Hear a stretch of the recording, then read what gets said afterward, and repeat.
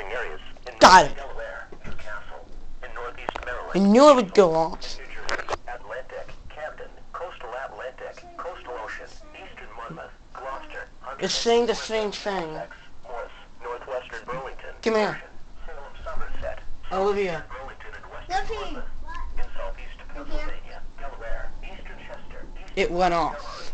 Lower Bucks, Philadelphia, Upper Bucks, western Chester, and western Monmouth. You know those things that go like, you know how sometimes on the radio, it's doing it right now. No, it's not. It's a PSP. That's my brother has my baby. He probably has the newer one. The heavy rain will likely let rises on creeks and rivers.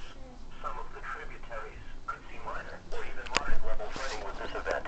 If you live in a flood-prone area, please pay special attention to the developing weather situations.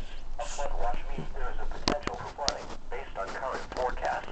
You should monitor later forecasts and be alert for possible flood warnings. Those living in areas prone to flooding should be prepared to take action should flooding develop.